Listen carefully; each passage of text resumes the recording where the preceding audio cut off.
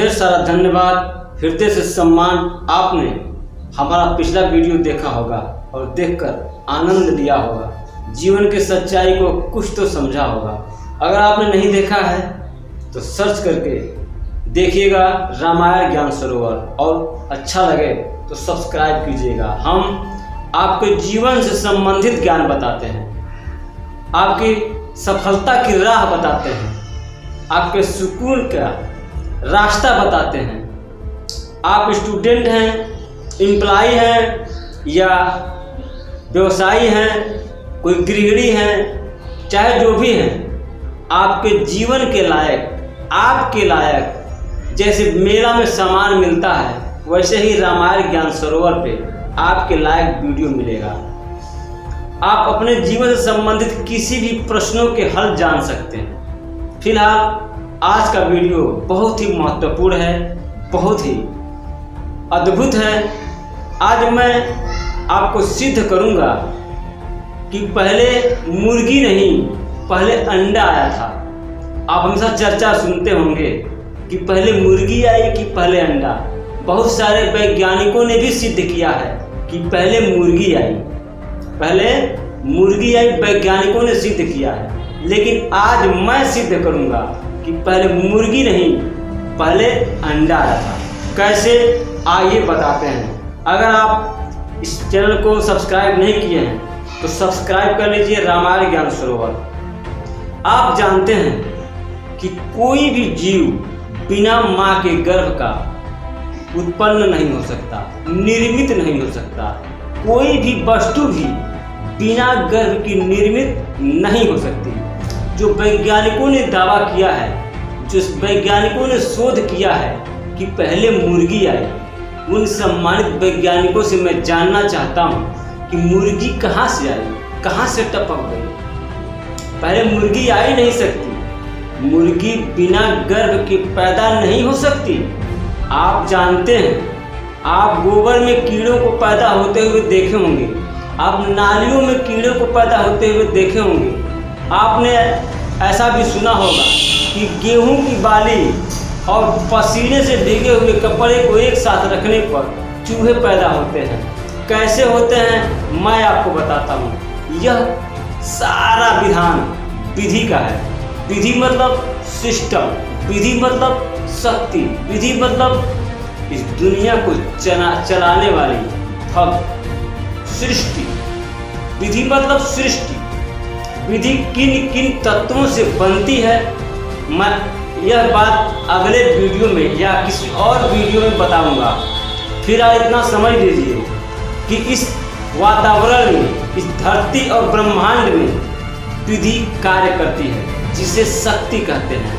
शक्ति के 4 रूप होते हैं जो आप प्रतिमा देखते होंगे, 4 हाथ, 8 हाथ और 10 हाथ।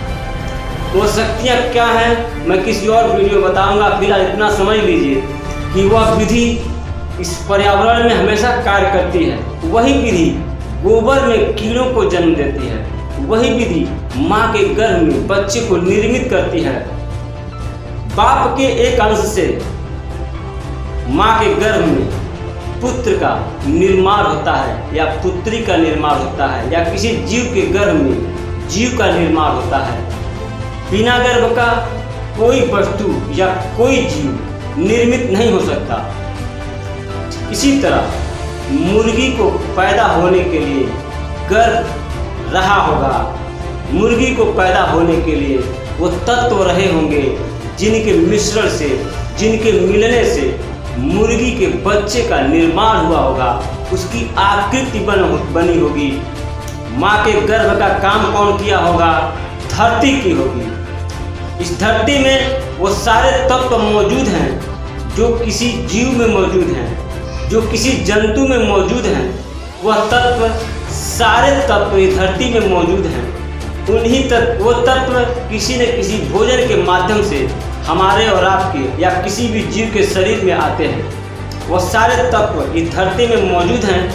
वो यह धरती उन तत्वों का मिश्रण बनाई होगी जिन तत्वों से मुर्गी के बच्चे का जन्म होना है, और धरती का कोई कोना मुर्गी के अंडे के गर्भ का काम किया होगा।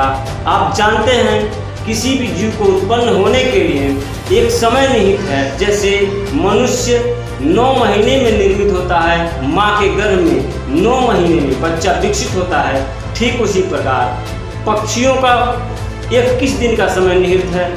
21 दिन में पक्षी के बच्चे विकसित होते हैं। 21 दिन में अंडे से बच्चे बाहर आते हैं।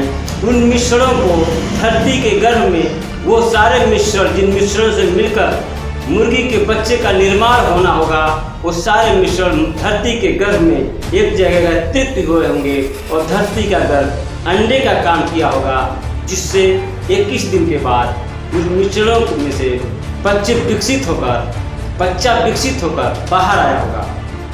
सिद्ध होता है कि बिना गर्भ का किसी भी वस्तु या किसी भी जीव का निर्माण संभव नहीं है। कोई भी वस्तु बनाने के लिए फैक्ट्री में एक सांचे की जरूरत पड़ती है और एक विधि की जरूरत पड़ती है और बनाने वाले एक विधाता की जरूरत पड़ती है। तभी किसी वस्तु का निर्माण संभव है, तभी किसी जीव का निर्माण संभव है। अतः मेरी उम्मीद है कि आप समझ गए होंगे कि बिना गर्भ का कोई जीव उत्पन्न नहीं हो सकता, बिना गर्भ का कोई जीव पैदा नहीं हो सकता। मुझे उम्मीद है आप इन बातों को समझ गए होंगे कि बिना गर्भ का कोई जीव उत्पन्न नहीं हो सकता। जीव को उत्पन्न होने के लिए माँ के गर्भ की जरूरत होती है। यह सिद्ध होता है कि मुर्गी पहले अंडा बना होगा, फिर मुर्गी का निर्माण हुआ होगा, मुर्गी की आकृति बनी होगी, उसमें अंश आया होगा, उसमें जान आई होगी और मुर्गी इस दुनिया में आई होगी। फिर आगे आप देख रहे हैं और देखते जाइए। रामायण इन्हीं बातों के साथ अपनी बातों को संपन्न करता है और उम्मीद करता है कि आप अब रामायण ज्ञान सरोवर को सब्सक्राइब जरूर करेंगे। अगर बातें अच्छी लगी हों तो लाइक करेंगे। आप हंसते रहिए, मुस्कुराते रहिए, जीवन में सुख महसूस कीजिए और ये भी महसूस कीजिए कि स्वर्ग युग